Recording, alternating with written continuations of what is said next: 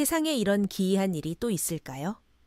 남경 제1의 명문가 윤대감 댁의 외동딸 윤혜련이 하루아침에 거지가 되어 거리를 떠돌고 있다니요. 사람들은 믿을 수 없다는 표정으로 수군거렸습니다.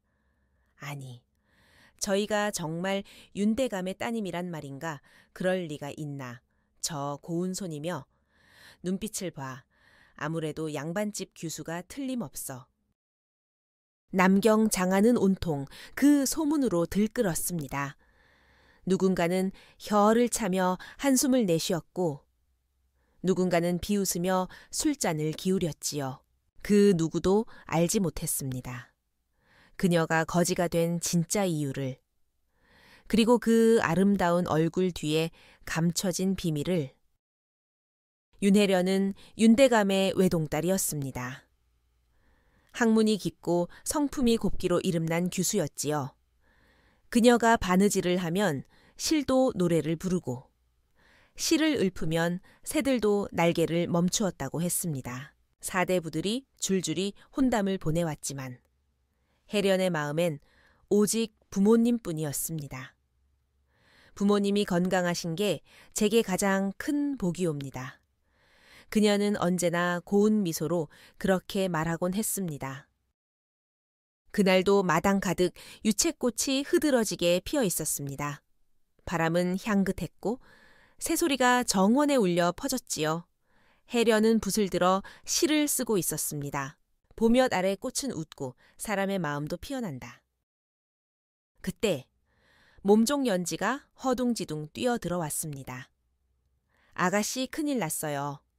수상한 늙은 여인이 밖에서 아씨를 꼭 뵙겠다며 난리를 치고 있사옵니다. 혜련은 눈썹을 찌푸렸습니다. 늙은 여인이라니. 어디서 온 사람인지 물어보았느냐. 그게 아무리 물어도 대답하지 않고 윤혜련을 만나야 한다며 버티고 있사옵니다. 혜련은 호기심 반, 불길함 반으로 문을 나섰습니다. 넓은 마당 끝. 대문 앞에는 검은 장삼을 걸친 늙은 여인이 서 있었습니다. 그녀의 눈빛은 이상하게 번뜩였고 입게는 알 수 없는 미소가 걸려 있었습니다. 허허, 과연 소문대로군. 고운 낯의 심지도 곱도다. 낯선 노파는 혜련을 한참 바라보더니 중얼거렸습니다. 누구시오 저를 아시는 분이요? 혜련이 정중히 물었습니다. 그러자 노파는 피식 웃으며 말했지요. 나는 내 운명을 아는 사람이다. 운명이라니요, 그래? 너의 가문이 곧 몰락할 운명이지. 노파의 눈이 섬뜩하게 빛났습니다. 무슨 말씀이십니까? 감히 윤대감 댁을 욕보이려는 것이요. 혜련이 목소리를 높이자. 노파는 낮게 웃으며 속삭였습니다. 15년 전. 네 부모가 내게 무슨 짓을 했는지 그걸 알게 되면 네가 지금처럼 말하지는 못할 것이다. 혜련의 얼굴이 굳어졌습니다. 부모님을 안다고요? 그게 무슨 뜻이요? 노파는 더 이상 대답하지 않았습니다. 대신 허공을 바라보며 중걸거렸지요. 때가 오면 알게 되겠지. 그때까지는 너도 네 피를 견뎌야 하느니라. 그녀의 발끝에서 바람이 일었습니다. 꽃잎이 흩날리며 순간 노파의 모습이 사라졌습니다. 그날 밤이었습니다. 윤대감 부부의 방에서 비명이 터졌습니다. 아버님, 어머님, 혜련이 급히 달려가 보니 부모님은 시퍼런 얼굴로 바닥에 쓰러져 있었습니다. 어찌 된 일이옵니까? 의원을 불러오너라 하인들이 달려갔지만 어느 의원도 그 병의 원인을 알지 못했습니다. 맥이 끊어졌다 이어지길 반복합니다. 이건 병이 아닙니다. 무언가에 씌인 것이요? 그 말에 혜련은 몸이 굳어버렸습니다. 그녀의 머릿속엔 낮에 만난 노파의 말이 떠올랐습니다. 네오히 가문이 몰락할 것이다. 그날 이후 이상한 일이 계속 일어났습니다. 금은 보화가 먼지처럼 사라지고 비단옷은 썩어 문드러지고 쌀독엔 벌레가 가득 차올랐습니다. 하인들은 하나둘씩 두려움의 집을 떠났습니다. 남경 제1의 대저택이 순식간에 음산한 폐가처럼 변해버린 것이지요. 해련은 밤마다 기도했습니다. 하늘이시여, 제발 부모님을 살려주소서. 그러나 대답은 없었습니다. 오직 차가운 바람만이 창문 사이로 스며들어 그녀의 등줄기를 스쳤습니다. 며칠 뒤 문득 방문이 탁탁 소리를 냈습니다. 누구십니까? 해련이 묻자 낮게 웃는 목소리가 들려왔습니다. 아직도 모르겠느냐? 문을 열자 그날의 노파가 서 있었습니다. 그녀의 눈빛은 한층 더 깊고 음산했습니다. 부모님을 살리고 싶느냐? 노파의 목소리는 마치 바람 속에서 들려오는 듯 했습니다. 해련은 무릎을 꿇었습니다. 제발 제 부모님을 살려주소서. 무엇이든 하겠나이다. 노파가 천천히 고개를 끄덕였습니다. 그 마음 진심이겠지. 예, 제 목숨이라도 바치겠나이다. 좋다. 그렇다면 내일 자정 흑운산 귀령바위로 오너라. 그곳에서 모든 진실을 알려주마. 노파의 손끝에서 검은 연기가 피어올랐습니다. 그녀는 마치 안개처럼 사라졌고 남은 것은 싸늘한 공기와 해련에 떨리는 숨소리뿐이었습니다. 달빛이 구름에 가려지고 마당의 유채꽃들이 바람에 흩날렸습니다. 그녀는 창가에 홀로 앉아 중얼거렸습니다. 정녕, 이것이 하늘의 뜻이란 말인가. 그녀의 손끝이 떨렸습니다. 촛불이 흔들리며 그림자가 벽에 춤을 추었습니다. 바로 그 순간 어디선가 늙은 여인의 웃음소리가 들려왔습니다. 후후후, 내 운명은 이미 정해졌다. 윤혜련.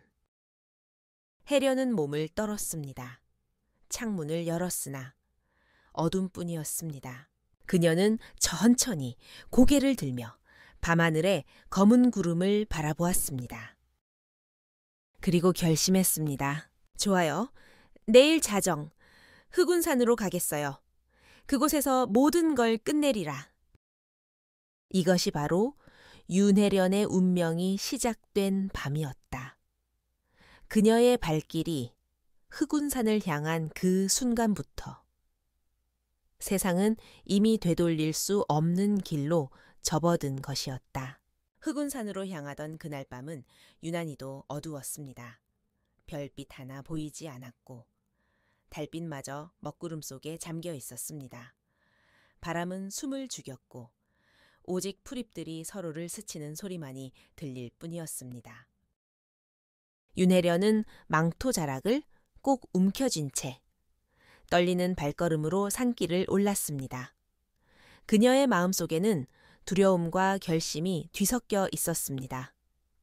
부모님을 살릴 수 있다면 어떤 위험이라도 감수하겠어요. 그녀의 한 걸음마다 낙엽이 부서지는 소리가 메아리쳤습니다.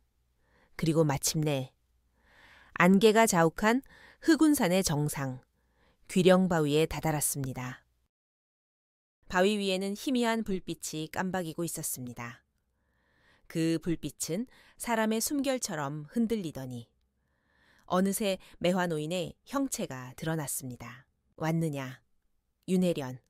그 목소리는 낮고 깊었으며 밤 공기를 얼어붙게 할 만큼 차가웠습니다.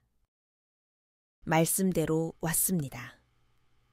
제 부모님을 살릴 수 있는 방법을 알려주십시오. 해련이 고개를 숙이며 간절히 말했습니다. 매화노인은 한참 동안 그녀를 바라보다가 천천히 입을 열었습니다. 모든 일에는 씨앗이 있다. 그리고 그 씨앗은 이미 너희 가문에 심어졌다. 씨앗이라니요, 그래. 15년 전. 네, 부모가 뿌린 씨앗이지. 노파의 눈빛이 검은 달빛 속에서 섬뜩하게 반짝였습니다. 그게 무슨 뜻이오? 해련이 다급히 물었으나 노파는 대답하지 않았습니다. 대신 손끝으로 귀령바위를 가리켰습니다. 이 바위는 생과 사의 경계다. 이곳에 서면 인간의 운명이 모두 드러난다. 그녀가 손을 휘젓자 공기 중에 푸른 빛의 안개가 피어올랐습니다.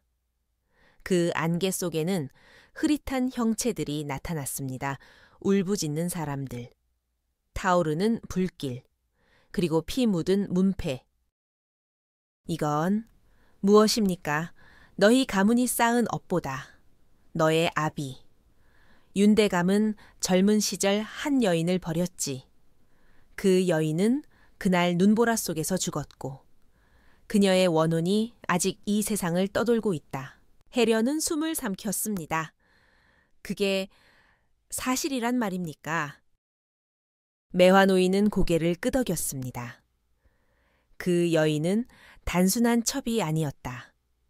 그는 윤대감의 첫 번째 부인이었고 그 품에는 갓난아이를 안고 있었다. 해련의 심장이 멎을 듯했습니다. 아이요. 노파의 입가에 쓴웃음이 스쳤습니다. 그래? 그 아이는 살아남지 못했다. 그날 밤 눈 속에 묻힌 채 세상에서 잊혔지. 바람이 불자 귀령바위 주위의 안개가 요동쳤습니다.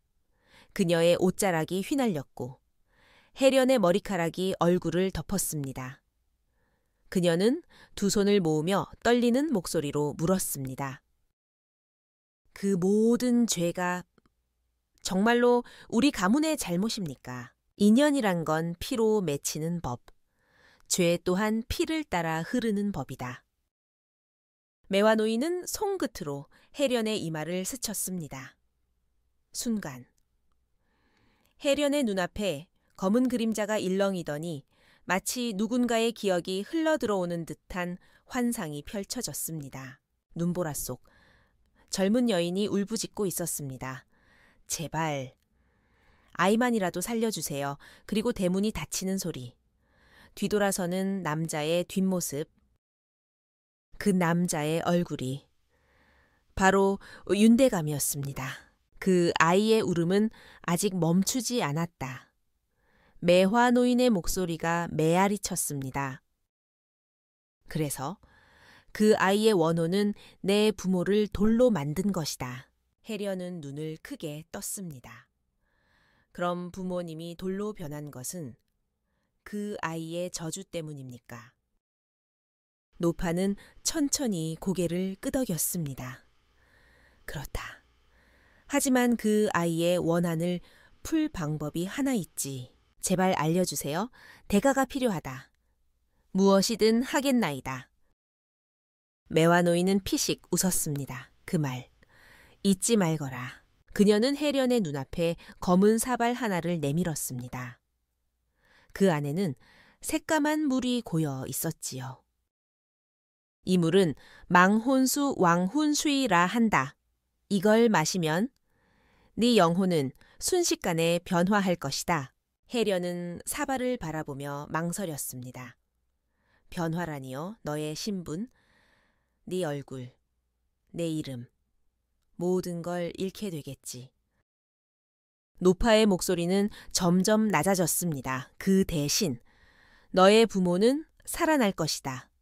단, 조건이 하나 있다. 조건이라면 100일 동안 거지가 되어 구걸해야 한다.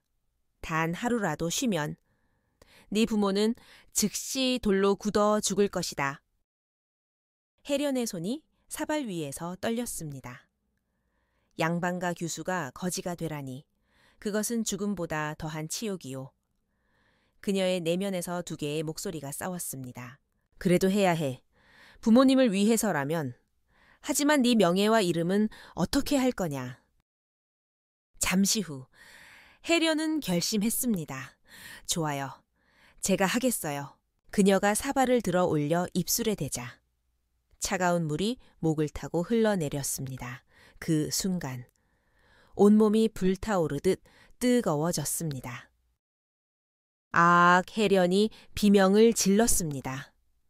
피부가 찢어지고 머리카락이 타들어가는 듯 했습니다. 눈부신 빛이 번쩍이며 주변의 공기가 뒤틀렸습니다. 얼마나 시간이 흘렀을까요? 혜련이 정신을 차렸을 때 그녀는 귀령바위 아래에 쓰러져 있었습니다. 몸을 일으켜 세운 순간 그녀는 자신을 보고 숨이 멎었습니다. 고운 비단옷은 누더기로 변했고 희던 손은 거칠게 갈라졌으며 머리카락은 엉켜 먼지투성이가 되어 있었습니다.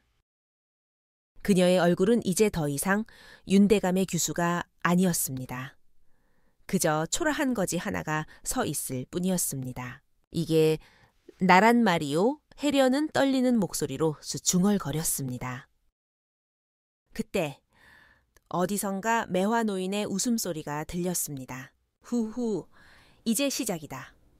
윤혜련, 100일 동안 구걸하지 않으면 내 부모는 그 즉시 돌이 되리라. 그 말과 함께 노파의 모습은 바람에 녹아 사라졌습니다. 해가 떠오르자 혜련은 남경 거리로 나섰습니다. 시주 좀 하옵소서.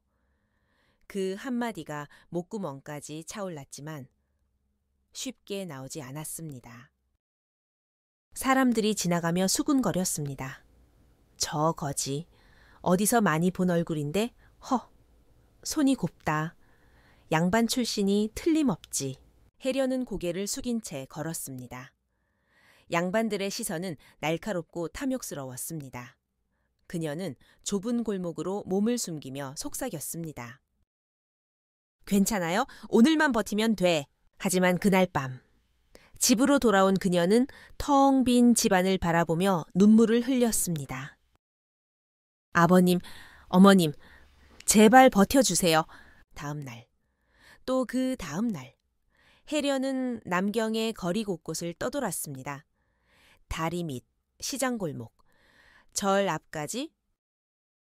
그녀의 손에는 동전 하나, 떡 조각 하나뿐이었습니다. 그럼에도 혜련은 포기하지 않았습니다. 그녀의 눈빛엔 여전히 불꽃이 남아 있었습니다. 그 불꽃은 단 하나 부모를 살리겠다는 효심이었지요. 밤이 되면 혜련은 낡은 움막 속에서 매화꽃 가지 하나를 꺼내어 바라보곤 했습니다. 그 매화는 떠나기 전 그녀의 어머니가 손에 쥐어준 가지였습니다.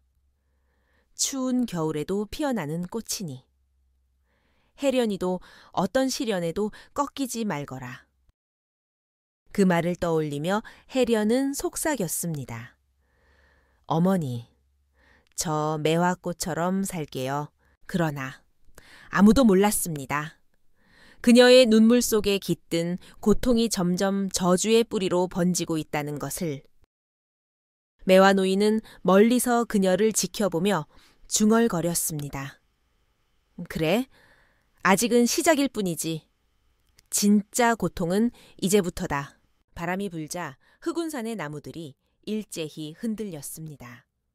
마치 누군가의 웃음이 산 전체에 울려 퍼지는 듯 했습니다. 그리하여 윤혜련의 저주는 시작되었다. 그녀가 선택한 길은 피와 눈물로 점철된 길이었다. 하지만 그녀는 아직 몰랐다. 그 길의 끝에서 자신이 무엇을 잃게 될지를. 아침 햇살이 남경 거리를 비추자 윤혜련은 낡은 움막에서 천천히 몸을 일으켰습니다. 밤새 이슬에 젖은 옷은 축축했고 손끝은 갈라져 피가 배어 있었습니다. 하지만 그녀는 이를 악물었습니다. 오늘도 해야 해. 오늘 하루라도 쉬면. 부모님이. 그녀는 떨리는 손으로 얼굴을 닦고 거리에 나서며 조심스레 한마디를 내뱉었습니다. 시주 좀 하옵소서. 그 목소리는 작고 떨렸지만 그 말 속에는 절박함과 간절함이 섞여 있었습니다. 처음 며칠은 참으로 견디기 힘들었습니다. 지나가는 사람들은 냉정했지요. 거지가 또 앉았네. 저 얼굴 좀 봐라. 저런 게 불쌍하다고. 아이들은 돌멩이를 던졌고 어른들은 그녀를 피해 걸었습니다. 그러나 윤혜련은 아무 말도 하지 않았습니다. 그저 고개를 숙인 채 두 손을 내밀었지요. 그녀의 옷자락에는 먼지가 쌓이고 발에는 상처가 가득했습니다. 그럼에도 불구하고 혜련은 포기하지 않았습니다. 하루는 비가 내렸습니다. 비는 차가웠고 바람은 살을 애듯 불었습니다. 사람들은 처마 밑으로 달려가며 외쳤습니다. 이런 날엔 집에 들어가야지. 하지만 혜련은 움직이지 않았습니다. 단 하루라도 구걸하지 않으면 부모님이 돌이 된다. 그녀는 스스로에게 되뇌며 빗속에 그대로 앉았습니다. 비가 내릴수록 옷은 무거워졌고 머리카락은 얼굴에 들러붙었습니다. 그녀의 눈앞이 흐릿해졌습니다. 아버님, 어머님, 조금만 더 버틸게요. 그때였습니다. 지나가던 상인 하나가 그녀 앞에 멈춰 섰습니다. 이봐요. 아가씨, 아니, 거지 양반. 이건 조금이지만 가져가시오. 그는 떡 한 덩이를 건넸습니다. 혜련은 조심스레 고개를 들었습니다. 그 순간 상인의 얼굴이 놀란 듯 굳었습니다. 이 얼굴은 혹시 윤대감 댁 아가씨 아니오? 혜련의 심장이 덜컥 내려앉았습니다. 아니요. 전 그런 사람이 아니옵니다. 그녀는 급히 일어나 도망쳤습니다. 비에 젖은 돌길을 맨발로 달리며 그녀의 입술은 파랗게 질려갔습니다. 제발 아무도 저를 알아보지 말아주세요. 밤이 되자 혜련은 다리 밑 움막으로 돌아왔습니다. 젖은 옷을 말릴 수도 불을 피울 수도 없었습니다. 그녀는 두 무릎을 꿇고 하늘을 향해 속삭였습니다. 하늘이시여, 제발 부모님을 살려주소서. 그녀의 목소리는 빗소리에 묻혀 사라졌습니다. 그때 갑자기 뒤에서 누군가의 목소리가 들렸습니다. 아가씨? 어찌 이런 곳에 계시오? 혜련이 고개를 돌리자 낡은 승복을 입은 노승이 서 있었습니다. 그의 얼굴엔 자비로운 미소가 떠 있었지요. 누구시옵니까? 나는 운명이라 하오. 떠도는 중이네. 그는 혜련을 조용히 바라보며 말했습니다. 이토록 젊은 여인이 어찌 이렇게 고생을 하나. 혜련은 말을 하려다가 매화 노인의 저주가 떠올랐습니다. 입을 열면 부모가 돌이 된다. 그녀는 눈을 질끈 감고 고개를 숙였습니다. 운명 스님은 잠시 그녀를 바라보다가 작게 고개를 끄덕였습니다. 입이 무겁구나. 이유가 있겠지. 그는 그녀 옆에 앉아 젖은 천 조각으로 그녀의 손에 난 상처를 감싸주었습니다. 세상에는 두 가지 고통이 있지. 몸의 고통과 마음의 고통. 하지만 후자는 하늘이 반드시 알아주는 법이야. 그의 말은 바람처럼 잔잔했습니다. 내일 밤 내가 있는 절로 오너라. 너에게 전해야 할 것이 있다. 그리고는 안개처럼 사라졌습니다. 다음 날 아침 혜련은 다시 거리로 나섰습니다. 햇빛이 눈부셨지만 그녀의 눈빛은 여전히 흐릿했습니다. 사람들의 시선은 차가웠습니다. 저 거지 아직도 저기 있네. 불쌍한 척하면서 돈이나 타려는 거겠지. 그녀는 아무 대답도 하지 않았습니다. 그저 손을 내밀며 조용히 시간을 보냈습니다. 하지만 어느새 소문이 돌기 시작했습니다. 그 거지, 예전 윤대감 댁의 규술에 뭐라고 그 고고하던 아가씨가 거지가 됐다고 사람들의 호기심은 조롱으로 변했고 그 조롱은 불길처럼 남경 전역에 퍼졌습니다. 며칠 후 시장통 한가운데서 누군가가 그녀를 손가락질하며 외쳤습니다. 저희 봐라 윤대감 댁의 따님 아니오. 사람들이 몰려들었습니다. 세상에, 진짜네 아니? 그 잘난 양반집 규수가 어쩌다 이렇게 되었대. 누군가는 웃었고 누군가는 혀를 찼습니다. 하지만 혜련은 아무 대답도 하지 않았습니다. 그녀의 눈가에는 눈물이 맺혔지만 입술은 꾹 다물려 있었습니다. 그녀는 그저 마음속으로 되뇌었습니다. 하루라도 멈추면 부모님이 죽는다. 견뎌야 해. 밤이 되면 혜련은 움막에 돌아와 매화가지를 꺼내 들고 바라보았습니다. 그 매화는 이제 시들어 있었지만 그녀는 여전히 그것을 품에 안았습니다. 매화야, 나를 버리지 말아라. 너는 나의 마지막 희망이니라. 그녀는 그렇게 기도하며 잠들곤 했습니다. 하지만 꿈속에서는 부모님의 목소리가 들려왔습니다. 혜련아, 이제 그만 고생하거라. 아니에요.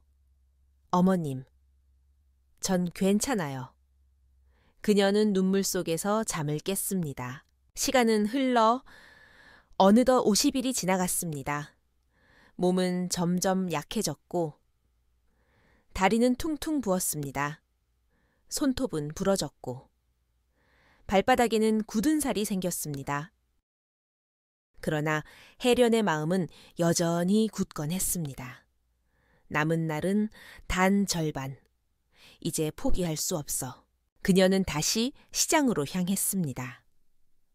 그날따라 하늘은 이상하게 붉었습니다. 붉은 노을 아래 사람들의 그림자가 길게 늘어졌습니다. 그때였습니다. 아가씨 익숙한 목소리가 들렸습니다. 혜련이 고개를 들자 그녀 앞에 눈물 젖은 얼굴이 있었습니다. 아가씨, 정말 아가씨 맞습니까? 그녀의 유모, 연지였습니다. 아가씨, 어찌 이런 꼴이 되셨나요? 연지는 무릎을 꿇고 혜련의 손을 붙잡았습니다.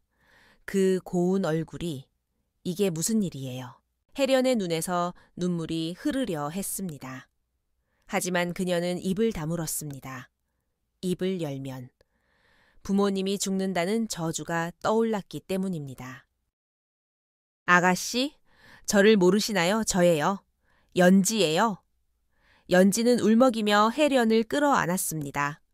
그러나 혜련은 떨리는 손으로 그녀를 밀어냈습니다. 죄송해요.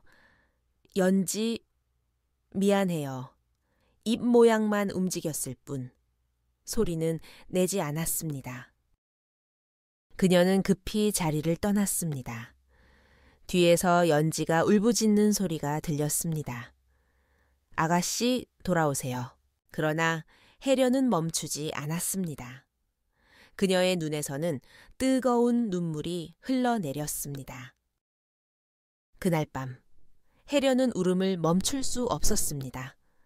연지, 미안해. 나도 말하고 싶었어. 그때 어둠 속에서 매화노인의 목소리가 들려왔습니다. 이제 알겠느냐, 윤혜련. 네가 느끼는 고통이 어떤 것인지. 혜련은 눈을 치켜들었습니다. 당신은 도대체 왜 이러시는 거예요? 그녀는 울부짖듯 속삭였습니다. 매화노인은 음산한 웃음을 터뜨렸습니다. 15년 전 너희 부모가 내게 준 고통이 바로 이것이었다. 그들의 교만, 그들의 거짓, 그 대가를 치르는 중이지.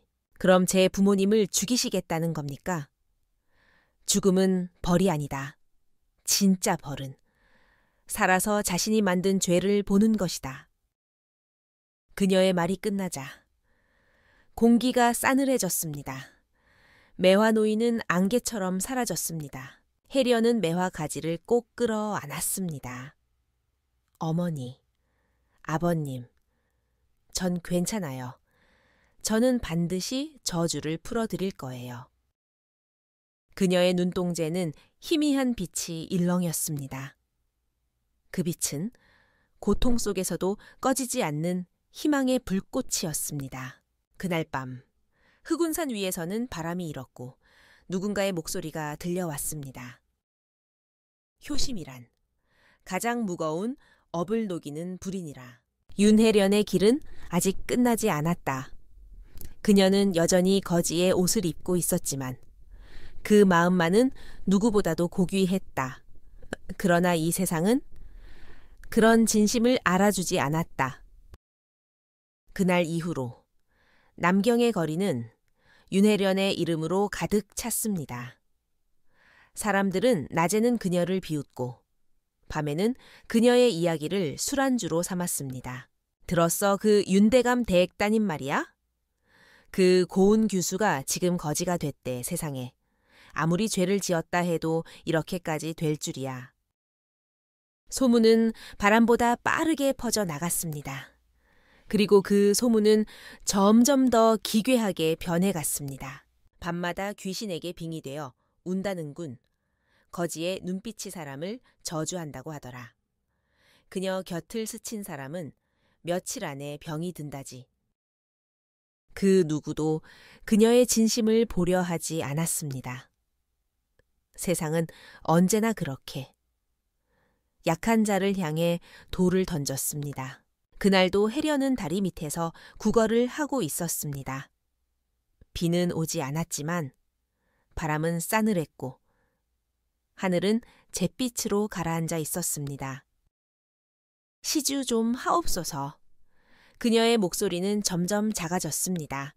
몸이 무거워지고 눈은 초점 없이 흔들렸습니다. 그때 한 무리의 아이들이 다가왔습니다. 야, 저 거지봐, 저게 윤대감 댁따님이래. 정말이야. 그런 사람이 왜 여기 있어, 글쎄. 하늘의 벌을 받았대. 아이들은 돌멩이를 던졌습니다.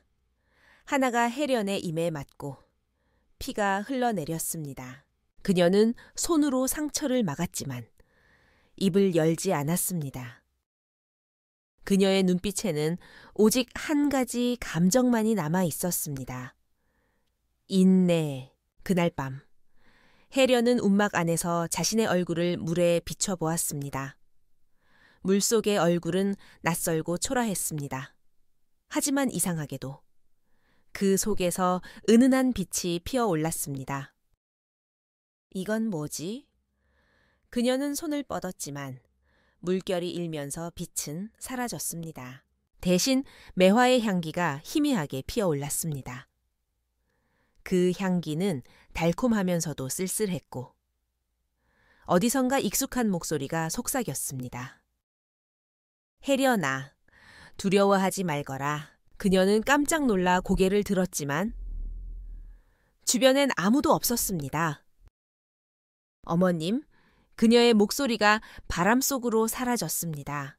다음 날, 그녀가 시장을 지날 때였습니다. 갑자기 사람들의 시선이 일제히 그녀에게 쏠렸습니다. 봐라, 봐라. 저 거지가 바로 그 윤혜련이래. 그 얼굴이 그렇지 뭐. 한때는 꽃 같았는데 지금은 재 같네. 사람들은 웃었고 누군가는 침을 뱉었습니다.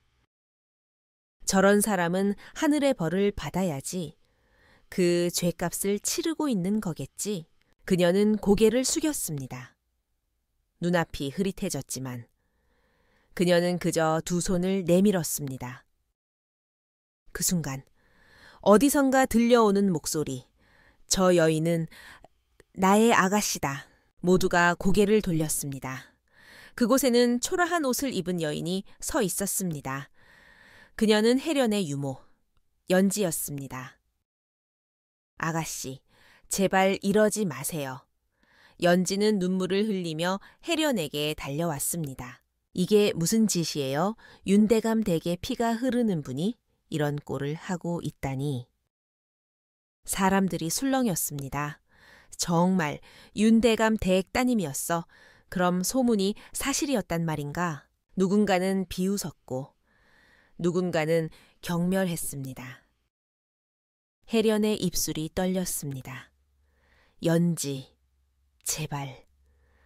하지만 목소리는 나오지 않았습니다. 아가씨, 저를 모르시나요? 연지가 해련의 손을 붙잡았습니다. 어릴 적엔 제 손 잡고 글 배우시던 분이었잖아요. 그녀의 손끝이 떨렸습니다. 해련은 천천히 손을 뿌리치고 일어섰습니다. 그리고 고개를 숙인 채 조용히 걸어갔습니다. 연지는 울며 뒤를 쫓았습니다. 아가씨 기다려요. 도대체 왜 이러세요? 해련은 멈추지 않았습니다. 그녀의 뒷모습은 작았고 그 그림자는 길고 슬펐습니다. 사람들은 그 모습을 바라보며 수군거렸습니다. 가문의 몰락이란 게 이런 거지. 그 화려하던 규수가 이제는 절이 되었네. 그날 밤 해련은 매화나무 가지를 꺼내 들었습니다. 그 가지에는 어느새 새싹이 돋아 있었습니다. 매화야, 넌 아직도 살아있구나. 그녀의 손끝에 닿은 새싹은 따뜻했습니다. 그 순간 빗방울 같은 목소리가 들려왔습니다. 해련아, 매화는 추위를 이겨내야 꽃을 피운단다. 그녀는 놀라 고개를 들었지만 역시 아무도 없었습니다. 그 목소리는 분명 어머니의 것이었습니다. 그녀의 눈가에 눈물이 맺혔습니다. 어머님, 전 아직 버틸 수 있어요. 그러나 세상은 그녀를 가만두지 않았습니다. 다음 날, 남경의 한 양반이 거리에서 그녀를 보며 피식 웃었습니다. 허허, 저희가 윤혜련이라더군. 나도 한때 그 집에 혼담을 넣었다네. 그때 승낙만 받았어도 지금쯤 내 아내였을 텐데 참 다행이지 않나? 사람들은 웃었고 해련의 심장은 서서히 무너져 내렸습니다. 또 다른 여인이 속삭였습니다. 우리 아들 선을 보냈던 그 집 아가씨라지. 그때 시집 안 보내길 천만다행이야. 그 말들이 바늘처럼 해련의 가슴을 찔렀습니다. 그녀는 아무 대답도 하지 않았습니다. 다만 하늘을 올려다보았습니다. 하늘이시여, 제게 왜 이런 시련을 주시는 겁니까? 밤이 되자 해련은 운명 스님의 절을 향해 발걸음을 옮겼습니다. 달빛이 희미했고 매화향이 길가에 흩날렸습니다. 절 안은 고요했습니다. 그녀가 문을 밀자 안쪽에서 스님의 목소리가 들려왔습니다. 왔느냐, 윤혜련. 그녀는 무릎을 꿇었습니다. 스님, 저는 견디기 힘듭니다. 사람들이 저를 괴물처럼 대합니다. 운명 스님은 잠시 눈을 감았습니다. 세상은 거울과 같네. 그대가 스스로를 어떻게 보느냐에 따라 세상도 그대의 얼굴을 비추지. 하지만 전 이제 제 얼굴조차 모르겠어요. 해련의 목소리가 떨렸습니다. 그렇다면 그대의 마음을 보거라. 그 안에는 아직 꽃이 피어 있을 것이니. 스님은 조용히 손을 들어 작은 청동 거울을 꺼냈습니다. 그 거울에는 달빛이 비쳤고 그 속에는 해련의 얼굴이 어른거렸습니다.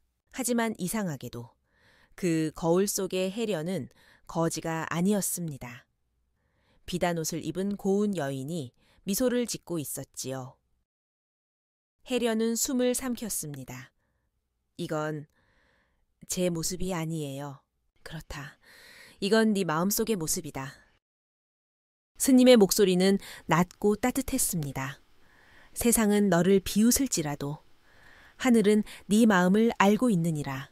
그녀는 고개를 숙이며 울었습니다. 스님, 저는 왜 이런 길을 선택했을까요? 그건 네가 선택한 것이 아니야. 하늘이 너에게 맡긴 인연이지. 그 순간 절 밖에서 바람이 일었고 매화꽃 한 송이가 바닥에 떨어졌습니다. 스님은 그것을 주워 해련의 손에 쥐어주었습니다.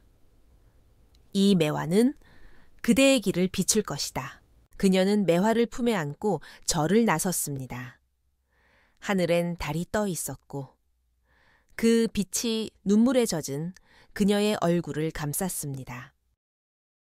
그러나 어둠 속에서는 또 다른 시선이 그녀를 지켜보고 있었습니다.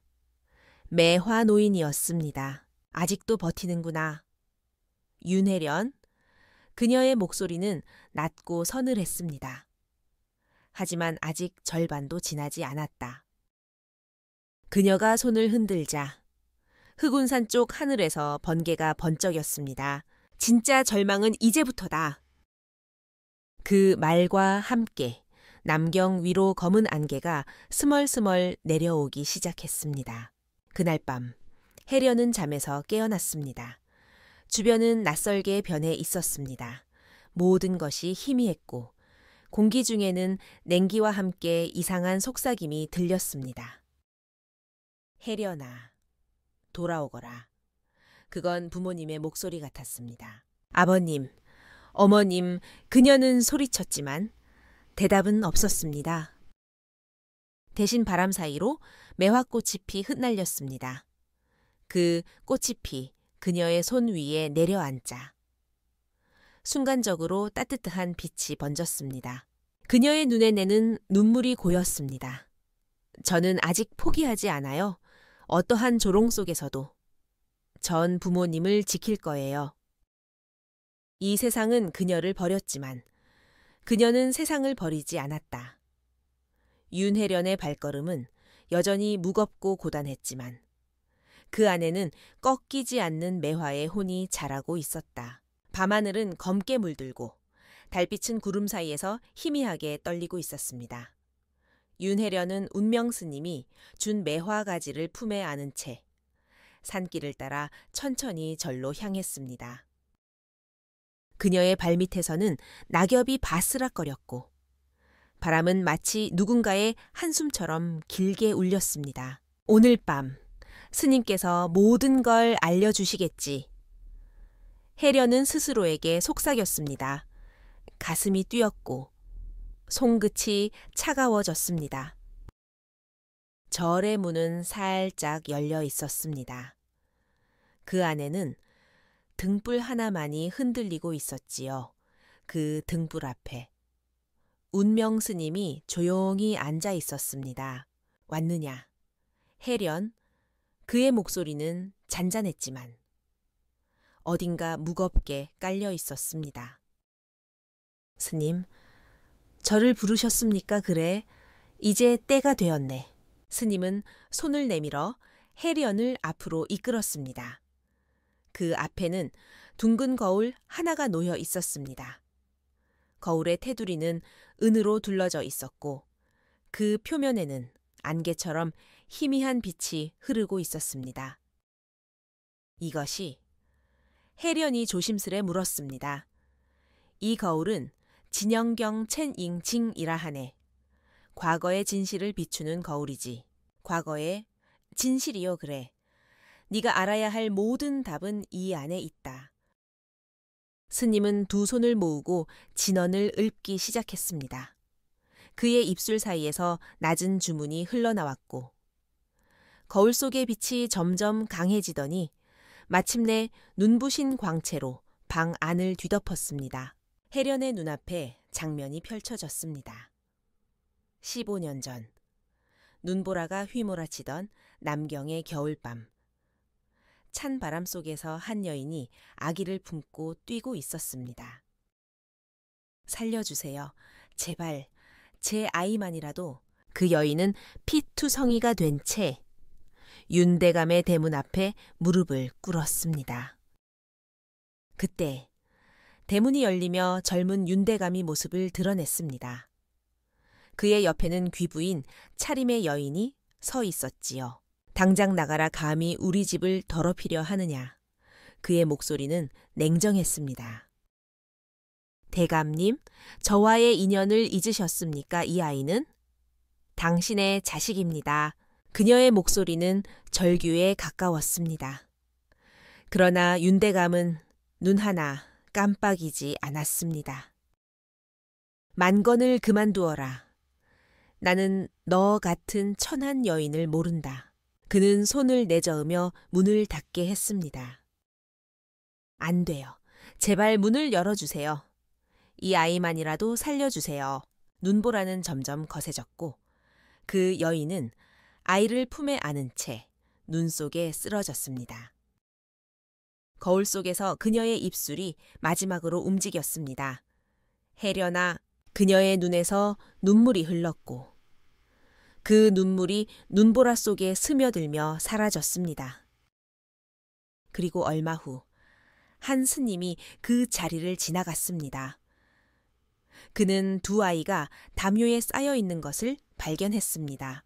하나는 이미 싸늘했고 다른 하나는 미약하게 숨을 쉬고 있었습니다. 스님은 조용히 중얼거렸습니다. 하늘이 이 아이를 살리라 명하셨구나. 그 아이가 바로 윤혜련이었습니다.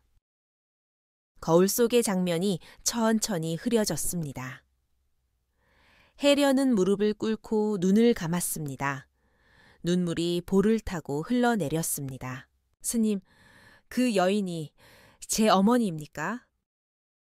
운명 스님은 고개를 끄덕였습니다. 그렇다. 그녀의 이름은 매화였다. 그리고 네가 품에 든 그 매화가지. 그것은 네 어머니가 마지막으로 쥐고 있던 가지였지. 혜련은 떨리는 손으로 매화가지를 바라보았습니다. 그 가지 끝에 어느새 작은 꽃봉꼬리 하나가 피어나고 있었습니다. 어머니, 살아 계셨던 거군요. 스님은 조용히 말을 이었습니다. 그녀는 죽지 않았다. 다만 원한과 저주 속에서 다른 모습으로 세상에 남았을 뿐이다. 다른 모습으로요? 그래. 네가 두려워하던 바로 그 존재, 매화노인. 그가 바로 네 어머니다. 혜련의 눈이 커졌습니다. 그럴 리가, 아니, 그럴 수 없어요? 스님은 슬픈 눈빛으로 고개를 끄덕였습니다. 진실은 때로 칼보다 아프지. 그녀는 딸을 잃었다고 믿었고 남편에게 버림받은 분노로 살아남았네. 그리고 15년 동안 그 원한이 자라서 저주가 되었던 것이지. 혜련은 얼굴을 감쌌습니다.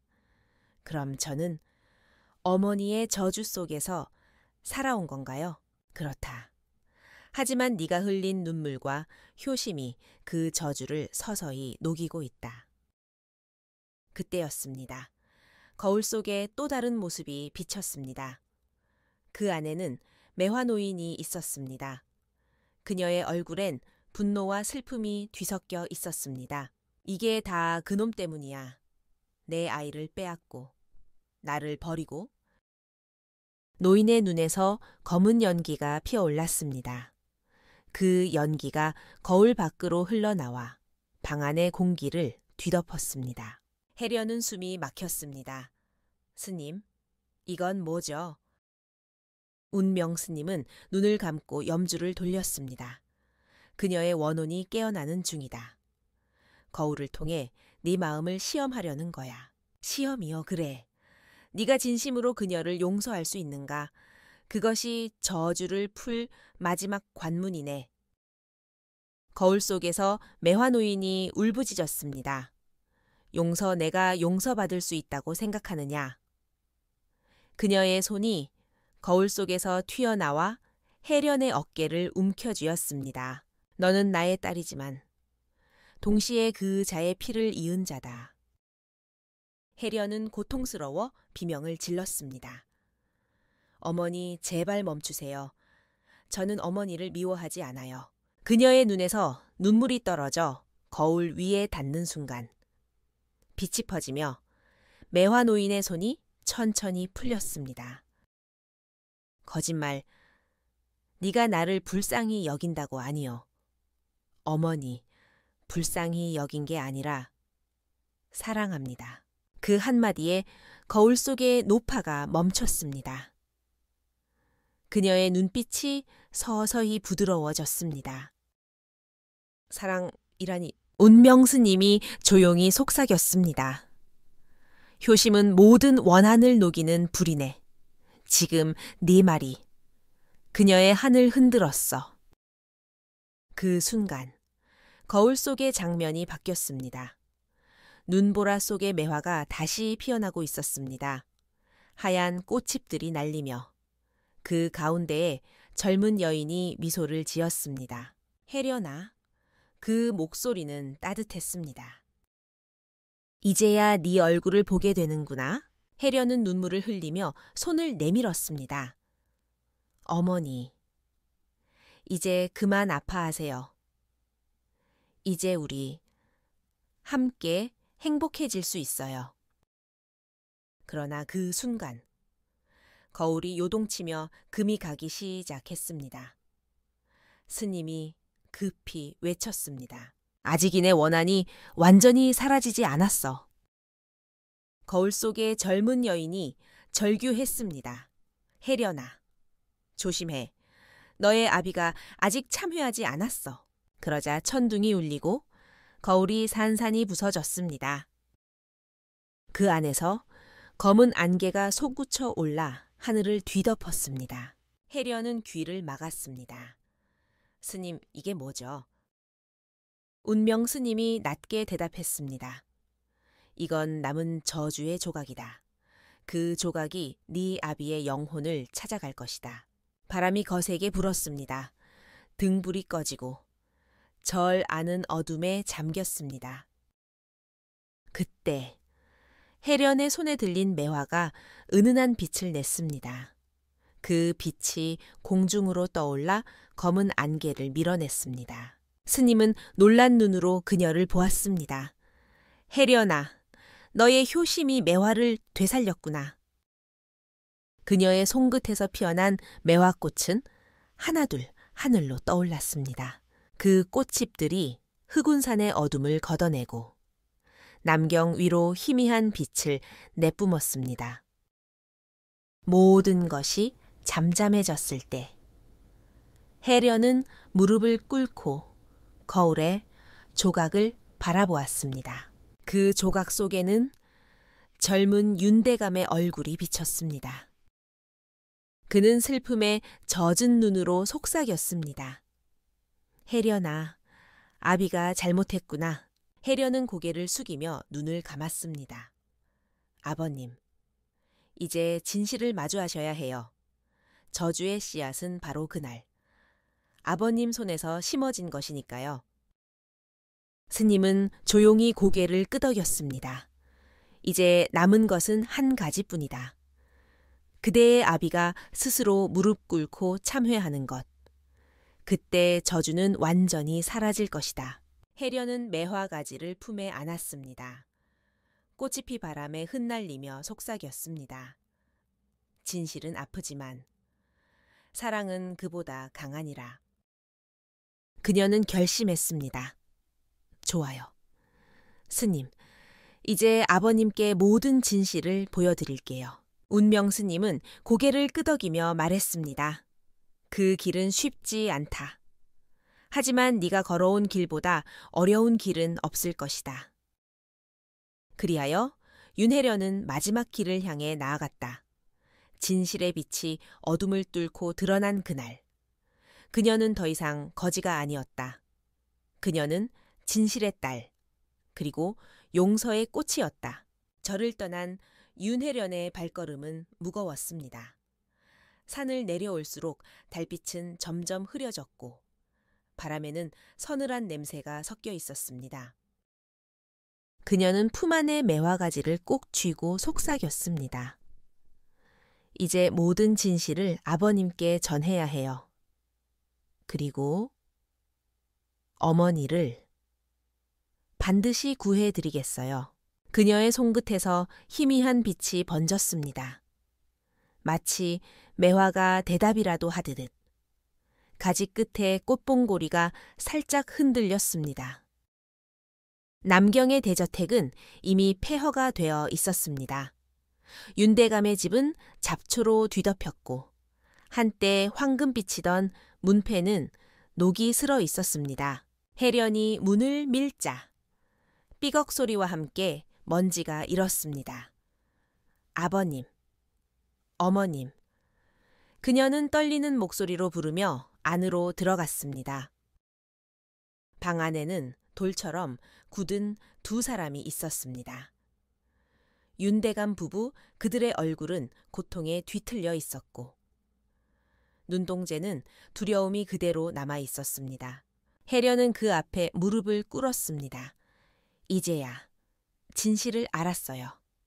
아버님, 어머님, 용서하지 않아요. 하지만 그럼에도 구하겠습니다. 그녀의 눈에서 눈물이 흘러 돌이 된 손 위에 떨어졌습니다. 그 순간 돌의 표면이 미세하게 흔들렸습니다. 바로 그때였습니다. 뒤에서 낮은 웃음소리가 들려왔습니다. 역시 왔구나. 혜련이 돌아보니 매화 노인이 어둠 속에서 천천히 걸어 나왔습니다. 그녀의 머리칼은 바람에 흩날렸고 눈빛은 이전보다도 더 깊고 서늘했습니다. 드디어 모든 걸 알게 되었겠지? 네, 어머니. 이제는 숨길 게 없어요. 매화 노인의 입꼬리가 미묘하게 떨렸습니다. 그래, 네가 나를 어머니라 부를 줄이야. 저는 모든 걸 보았습니다. 어머니가 눈 속에서 저를 지키려 했던 그날도, 아버지가 문을 닫던 순간도, 그럼 나를 미워해야 하잖니. 왜 이렇게까지 하는 거지? 혜련은 고개를 저었습니다.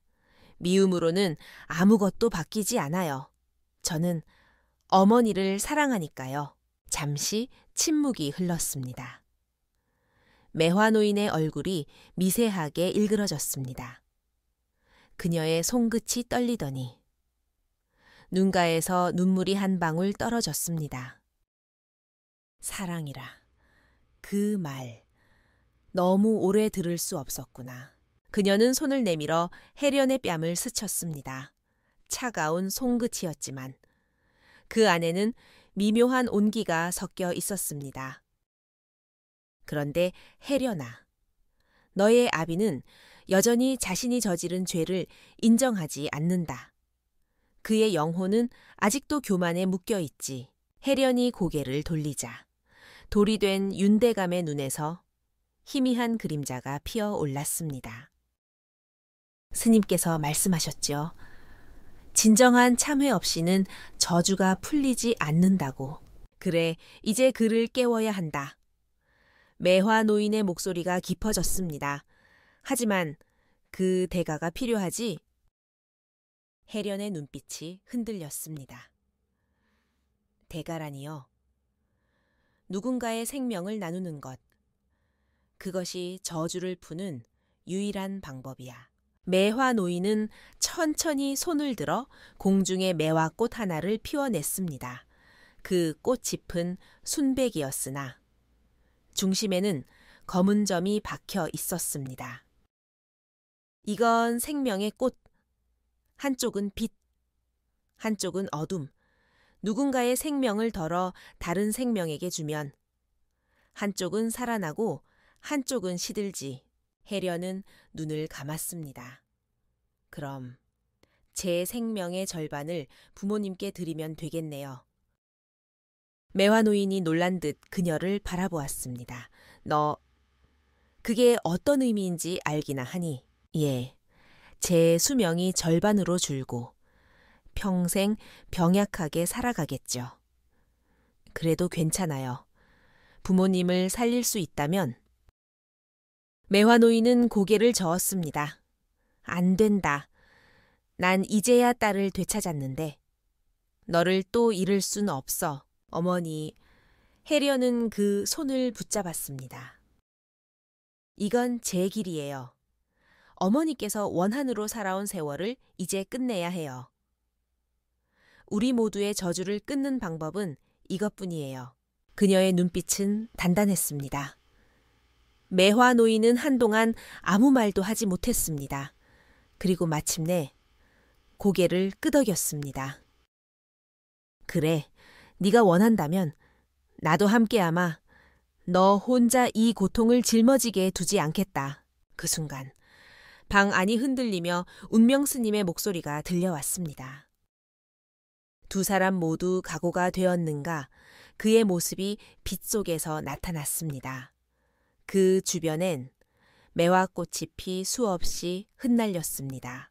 스님, 이제 의식을 시작하겠네. 하지만 기억하라. 이 의식은 두 생명 중 하나라도 진심을 잃으면 즉시 무너질 것이다. 해련은 고개를 끄덕였습니다. 준비되었습니다. 운명 스님이 손을 들어 올리자 금빛 원이 바닥에 그려졌습니다. 그 빛이 해련과 매화 노인을 감싸 안았습니다. 공기가 떨리고 빛이 점점 강해졌습니다. 해련의 머리카락이 바람에 흩날렸고 그녀의 몸에서 은은한 빛이 흘러나왔습니다. 이건 내 생명, 그 빛이 그녀의 가슴에서 떠올라 윤대감 부부를 향해 흘러갔습니다. 안 돼 그만 매화 노인이 외쳤지만 해련은 미소 지었습니다. 괜찮아요, 어머니. 이건 제 선택이에요. 그녀의 몸이 점점 희미해졌습니다. 그러나 그 얼굴에는 평온한 미소가 머물러 있었습니다. 그때 도리던 윤대감의 몸이 서서히 금이 가며 깨지기 시작했습니다. 여보. 윤대감의 목소리가 희미하게 들렸습니다.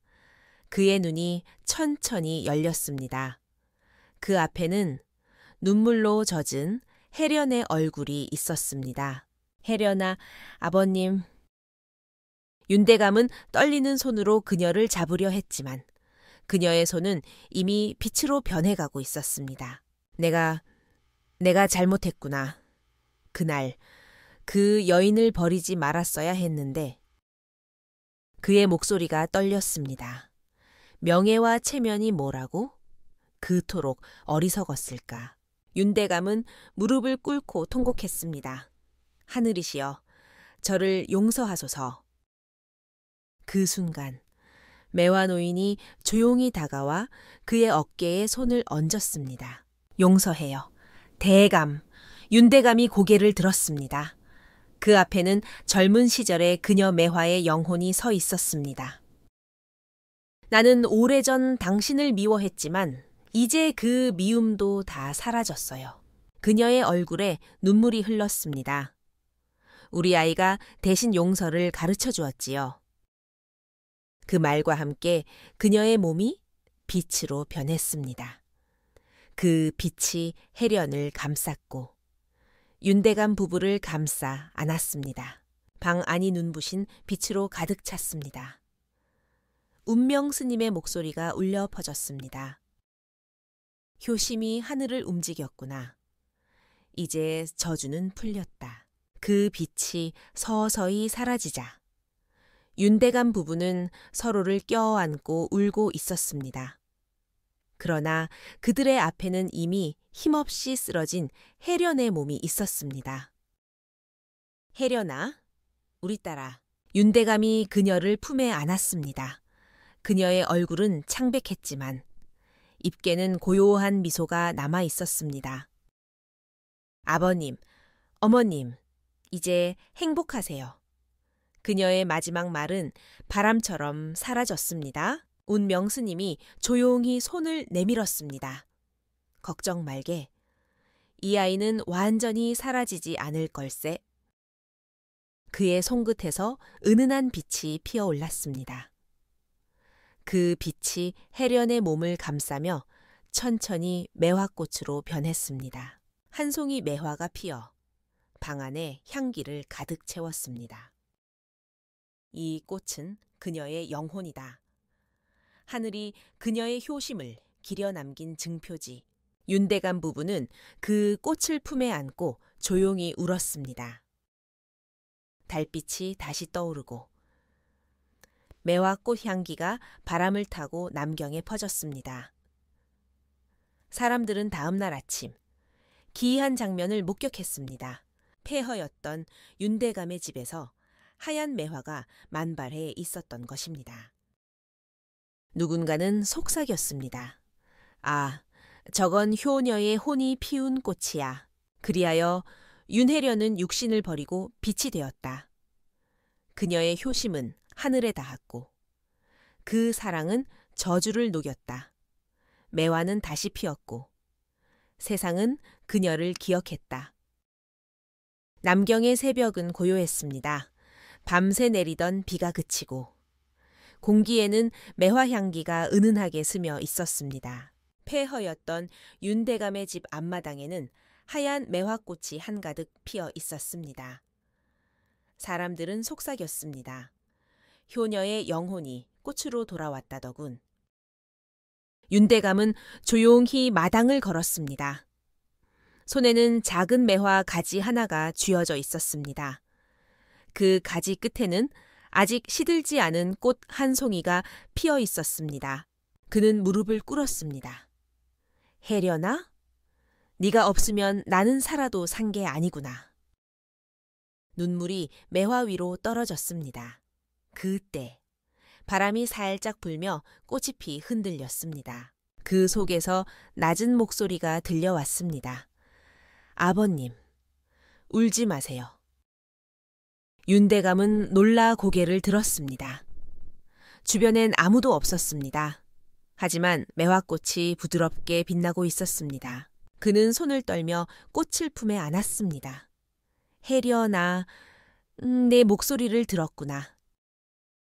그날 밤, 운명 스님은 절에서 눈을 감고 있었습니다. 그의 곁에 한 송이 매화가 놓여 있었습니다. 그 꽃은 윤혜련의 영혼이 깃든 꽃이었습니다. 스님은 조용히 염주를 굴리며 중얼거렸습니다. 하늘도 결국 그 아이의 마음을 알았구나. 그때 바람이 불며 매화꽃잎 하나가 공중으로 떠올랐습니다. 그 빛은 점점 강해지더니 하얀 옷을 입은 한 여인의 형체가 드러났습니다. 그녀는 윤혜련이었습니다. 스님, 왔구나, 혜련아. 혜련은 미소를 지었습니다. 이곳은 어디인가요? 이곳은 인간의 세상과 하늘 사이, 업이 씻겨 나가는 길목이네. 혜련은 손을 들어 자신의 몸을 바라보았습니다.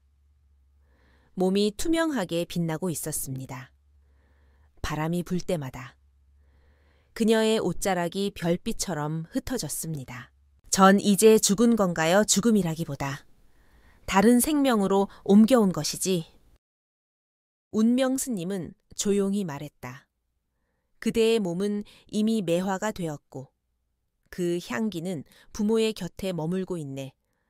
하지만 그대의 영혼은 아직 해야 할 일이 남았지. 해야 할 일이라니요?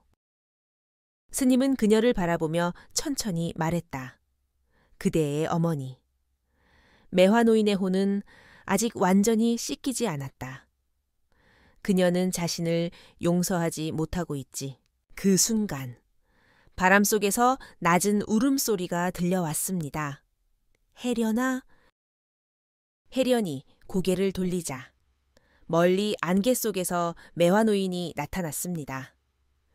그녀의 옷은 여전히 검고 그 눈빛에는 슬픔이 가득했습니다. 어머니, 혜련은 달려가 그녀의 손을 잡았습니다. 왜 이곳에 계세요? 저주는 이미 풀렸잖아요. 매화 노인은 고개를 저었습니다. 저주는 풀렸지만 내 마음은 아직 그렇지 않다. 나는 여전히 죄인이다. 아니에요. 어머니는 제 생명을 구하셨어요. 저는 어머니의 사랑으로 살았어요. 아니야. 매화 노인의 목소리가 떨렸습니다. 나는 너를 버렸고 원망했고 증오했어. 그 죄를 어떻게 씻겠니? 혜련은 고개를 끄덕였습니다. 그럼 제가 도와드릴게요. 어머니의 죄는 이제 제가 함께 짊어질게요. 너까지 왜 그런 말을 하니? 이건 저의 선택이에요. 저는 어머니의 딸이니까요. 그녀의 손끝에서 빛이 흘러나왔습니다. 그 빛이 매화노인의 손을 감싸 안았습니다. 그 순간 검은 옷이 조금씩 희게 변하기 시작했습니다. 노인의 얼굴에 고요한 미소가 번졌습니다. 이제 따뜻하구나. 그녀는 눈을 감았습니다. 혜련아, 이젠 됐다. 이제 너도 다시 세상으로 가야 한다. 세상으로요, 그래. 하늘은 그대의 효심을 시험했을 뿐이다. 이제 그대는 다시 태어날 것이다. 운명 스님의 목소리가 들려왔습니다. 그는 하늘을 향해 손을 들었습니다. 하늘이여, 이 효녀의 생명을 다시 허락하소서. 하늘에서 빗줄기가 내려왔습니다. 그 빛이 혜련의 몸을 감싸며 점점 밝아졌습니다. 매화노인은 눈을 감고 속삭였습니다. 내 딸아, 이번 생에는 부디 행복하렴. 혜련은 눈물로 미소 지었습니다. 어머니, 이번엔 제가 어머니의 꽃으로 피어날게요. 그녀의 몸이 빛으로 흩어지며 하늘로 천천히 떠올랐습니다. 며칠 뒤 남경의 들판 한가운데에서 농부 하나가 놀라 외쳤습니다. 이런, 매화가 한여름에 피었어. 그곳에는 흙먼지 속에서도 눈처럼 하얀 매화 한 그루가 피어 있었습니다. 그 향기는 마을 전체로 퍼졌습니다. 그리고 그 나무 아래에는 작은 아기가 포대기에 쌓인 차에 잠들어 있었습니다. 그 아이의 볼에는 작은 매화, 꽃무늬가 새겨져 있었습니다. 세월이 흘렀습니다. 그 아기는 자라 마을의 빛이 되었습니다. 사람들은 그녀를 매련 메이리안이라 불렀습니다. 매화의 향기를 닮은 아이였지요. 그녀가 걸으면 꽃이 피었고 그녀가 웃으면 사람들의 마음이 따뜻해졌습니다. 노인들은 속삭였습니다. 저 아이는 윤혜련의 환생이야. 하늘이 다시 보낸 효심의 화신이라네. 어느 날 매련은 절을 찾아갔습니다. 그곳에는 늙은 운명 스님이 앉아 있었습니다. 스님, 저는 왜인지 모르게 이곳이 익숙해요. 스님은 미소를 지었습니다. 그대는 오래전 이 절의 등불이었지. 등불이요, 그래. 세상을 밝히던 빛. 사랑과 효심으로 어둠을 녹였던 빛. 매련의 눈이 커졌습니다. 스님, 혹시 저를 아시나요? 스님은 고개를 끄덕였습니다. 나는 하늘과 땅의 인연을 잇는 자. 그리고 너는 하늘이 다시 보낸 매화이지. 그녀는 잠시 눈을 감았습니다. 그 순간 마음속 깊은 곳에서 어렴풋한 기억이 떠올랐습니다. 눈보라 속 어머니의 품, 돌이 된 아버지, 그리고 하얀 매화꽃 사이에 앉아 울던 자신. 눈물이 흘러내렸습니다. 스님, 이건 꿈이 아니었군요. 운명 스님은 고개를 끄덕였습니다. 그대의 전생은 세상에 남은 전설이 되었다. 하지만 진정한 의미의 효심은 지금 이 생에서 다시 꽃피는 것이네. 매련은 절을 나서며 하늘을 올려다보았습니다. 그날따라 하늘은 눈부시게 맑았고 매화 향기가 바람을 타고 멀리 퍼져나갔습니다. 그녀는 속삭였습니다. 어머니, 아버님, 전 다시 피었어요. 바람이 부드럽게 불며 하늘 위에서 한 송이 매화꽃이 내려왔습니다. 그 꽃은 그녀의 어깨 위에 살짝 내려앉았습니다. 그 향기는 마치 누군가의 포옹처럼 따뜻했습니다. 그날 이후 사람들은 남경의 봄마다 하얀 매화가 가장 먼저 피는 절을 찾아왔습니다. 그 절의 이름은 효녀매화당 셔누메이화탕이라 불렸습니다. 사람들은 절 앞에서 고개 숙여 기도했습니다. 부모님을 사랑하는 마음, 그 마음이 하늘을 움직이게 하소서. 그리하여 윤혜련은 매련으로 다시 태어났다. 그녀의 효심은 세대를 넘어 피어났고 그 사랑은 하늘마저 감동시켰다. 사람들은 지금도 말한다. 세상에서 가장 강한 힘은 바로 자식의 진심 어린 마음이라고. 봄이 다시 남경에 찾아왔습니다. 눈부신 햇살 아래. 효녀 매화당의 마당에는 매화꽃이 하얗게 흐드러지게 피어 있었습니다. 그 향기는 멀리까지 번졌고 저를 찾은 이들의 마음을 차분히 감쌌습니다. 이 절의 매화는 1000년을 살아도 시들지 않는다 하네. 노승 하나가 아이들에게 들려주었습니다. 그건 윤혜련. 아니, 이제는 매련이라 불리는 효녀의 혼이 이곳에 머물러 있기 때문이지. 아이들은 눈을 크게 뜨고 물었습니다. 스님, 그 효녀가 정말 꽃이 되었나요? 노승은 미소를 지었습니다. 그래. 마음이 진실한 이는 죽어도 향기로 남는 법이란다. 매련은 더 이상 세상 사람의 이름 속에 머물지 않았습니다. 그녀는 하나의 전설, 하나의 빛이 되어 남경의 하늘을 맴돌았습니다. 그녀가 피운 매화는 사람들의 마음속에 효심이라는 씨앗을 심었습니다. 어느 가난한 소년이 부모를 위해 마지막 밥 한 숟가락을 남길 때, 어느 여인이 병든 어머니의 손을 잡고 눈물을 흘릴 때, 그 순간마다 매련의 향기가 그들의 곁을 스쳤습니다. 효는 피와 살의 은혜를 넘어 하늘과 통하는 길이니라. 그 말이 남경의 속담이 되어 세대마다 전해졌습니다. 세월이 흘러 남경은 변했습니다. 새로운 집들이 세워지고 사람들의 옷차림도 달라졌습니다. 그러나 효녀 매화당만은 여전히 그 자리에 서 있었습니다. 절의 벽에는 옛 그림이 걸려 있었습니다. 그 그림 속에는 한 여인이 매화꽃 사이에서 부모를 품에 안고 웃고 있었습니다. 그 아래에는 이렇게 적혀 있었습니다. 사랑은 저주를 녹이고 용서는 피보다 깊다. 사람들은 저를 찾을 때마다 그 문장을 읽으며 고개를 숙였습니다. 운명스님은 늙었습니다. 그의 머리카락은 눈처럼 휘어졌고 그의 손에는 여전히 오래된 염주가 들려 있었습니다. 그는 마당의 매화나무 아래 앉아 하늘을 바라보며 조용히 중얼거렸습니다. 이제 세상은 그 아이의 향기로 가득하구나. 그때 바람이 불며 매화꽃이 피 흩날렸습니다. 한 송이가 그의 무릎 위에 내려앉았습니다. 그 꽃이 피 부드럽게 빛나더니 그 속에서 혜련의 목소리가 들려왔습니다. 스님, 오래 기다리게 했나요? 운명스님은 미소를 지었습니다. 아니, 네가 다시 웃는 모습을 보게 되었으니 이제 됐다.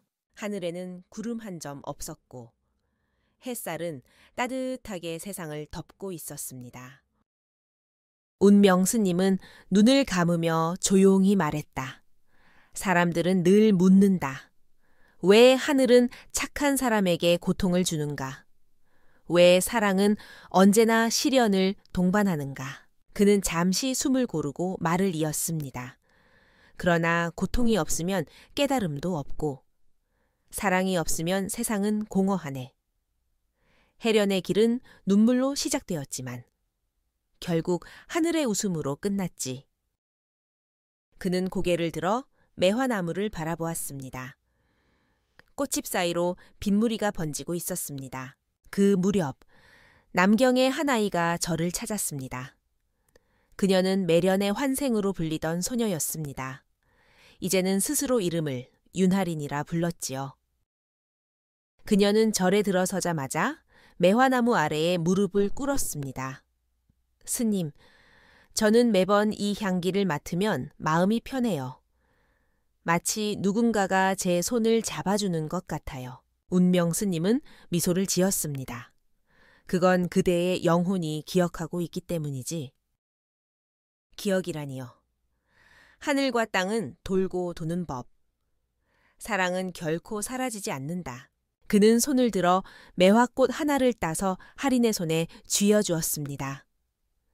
이건 그대의 전생이 남긴 약속이다. 사랑으로 세상을 비추겠다는 그 약속 말이다. 할인은 매화를 품에 안았습니다. 그 순간 눈앞이 환하게 밝아졌습니다. 그녀는 눈을 감았습니다. 잠시 후 바람 속에서 희미한 장면이 떠올랐습니다. 거지의 옷을 입고 거리를 걷던 여인, 돌로 변한 부모, 그리고 눈보라 속에서 그녀를 품에 안았던 여인의 얼굴. 그녀는 눈을 떴습니다. 스님, 방금 누군가의 기억을 봤어요. 운명 스님은 고개를 끄덕였습니다. 그건 네 안에 흐르는 사랑의 기억이지. 할인의 눈에는 눈물이 맺혔습니다. 그녀는 참 외로워 보였어요. 하지만 그 외로움이 세상을 바꿨지. 며칠 후 저를 찾은 사람들은 놀랐습니다. 매화나무에 새싹이 돋아나고 그 가지마다 붉은 꽃이 피어났던 것입니다. 이럴 수가. 매화는 흰색인데 사람들은 웅성거렸습니다. 운명 스님은 조용히 웃었습니다. 하얀 매화는 효심, 붉은 매화는 사랑. 이제 두 마음이 하나가 되었구나. 그날 밤 절의 마당은 하얀 꽃과 붉은 꽃이 섞여 피어 하늘로 빛을 내뿜었습니다. 그 빛은 멀리 산 너머까지 퍼졌고 남경의 모든 집마다 은은한 향기가 흘러들었습니다. 사람들은 문을 열고 밖을 보며 속삭였습니다. 매련이 다시 웃고 있구나. 그로부터 수년이 흘렀습니다. 운명 스님은 세상을 떠났고 효녀 매화당의 제자들이 절을 지켰습니다. 그들은 절의 중심에 하얀 매화와 붉은 매화가 함께 피어난 나무를 모셨습니다. 그 나무는 쌍매화, 슈앙메이화라 불렸습니다. 사람들은 그 나무 앞에서 기도했습니다. 부모를 위해, 자식을 위해, 사랑하는 이의 평안을 위해. 어떤 이는 매화 앞에서 죄를 고했고 어떤 이는 용서를 구했습니다. 그리고 신기하게도 진심 어린 눈물을 흘린 사람의 발밑에는 항상 작은 매화꽃이 피어났습니다. 수백 년이 흘러도 전설은 사라지지 않았습니다. 남경의 매화는 여전히 사람들에게 속삭였습니다. 용서하라, 사랑하라, 그리고 효를 잊지 말라. 그 말을 듣고 돌아간 사람들은 마음속에 한 송이 매화를 품고 살았습니다. 밤이 깊어지면 효녀 매화당의 마당엔 여전히 달빛이 비추었습니다. 그 달빛 아래 매화꽃이 피 흔들리며 조용히 속삭였습니다. 나는 여전히 여기 있단다. 사랑이 머무는 한. 나는 지지 않으리라. 그 목소리는 바람과 섞여 하늘로 흩어졌습니다. 이리하여 윤혜련의 이야기는 끝이 났다. 그러나 그녀의 이름은 사라지지 않았다. 그녀의 효심은 매화로 피었고 그녀의 사랑은 세대마다 사람들의 마음에 남았다. 세상에서 가장 강한 힘은 무엇이냐 묻는다면 그건 칼도 아니요, 돈도 아니요, 바로 용서와 사랑, 그리고 자식의 마음이니라.